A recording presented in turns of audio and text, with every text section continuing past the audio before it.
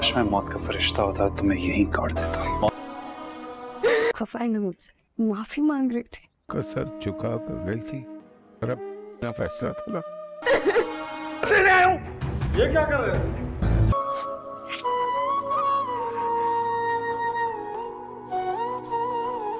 दोस्तों, drama serial कभी मैं कभी तुम जिसमें आप लोग देखने वाले हैं, ये ड्रामा बहुत ही इंटरेस्टिंग बन चुका है।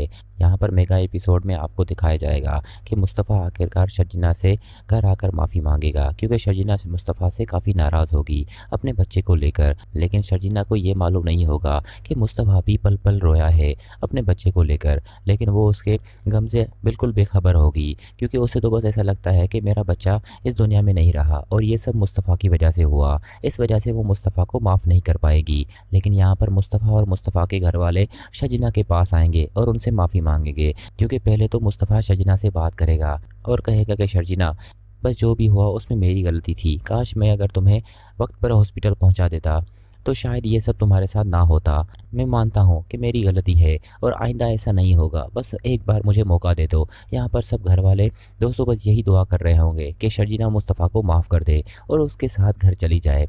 यहाँ पर मेगा एपिसोड में ये भी दिखाया जाएगा कि मुस्तफ़ा के वालिदैन शर्जीना से माफ़ी मांगेंगे, क्योंकि शर्जीना की दोस्तों इसी हाल के ज़िम्मेदार कहीं ना कहीं मुस्तफ़ा के वालिदैन भी हैं।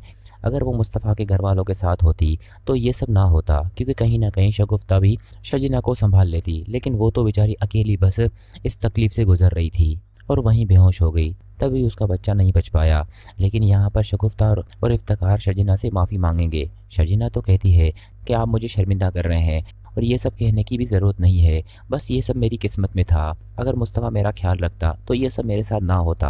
आप लोग मुझसे माफ़ी मांगकर मुझे शर्मिंदा कर रहे हैं। लेकिन शगुफ्ता कहती है, नहीं शर्जीना, ये सब मेरा ही कसूर है, क्योंकि मेरी गलत फैसलों की वजह से आज हम इस मकाम पर हैं। वहीं दूसरी तरफ दोस्तों आप ये भी देखेंगे कि मुस्तफ़ा अपनी अम्मी को कहता है, अम्मी शर्जीना अभी हमसे नाराज़ है और मैं उसे मना ही लूँगा, क्योंकि शर्जीना मुझसे बहुत मोहब्बत करती है, क्योंकि मैं शर्जीना के बगैर बिल्कुल नहीं रह सकता। यहाँ पर शर्जीना कहती है, तुमने कैसे सोच लिया कि मैं तुम्हारे बगैर रह पाऊँगी?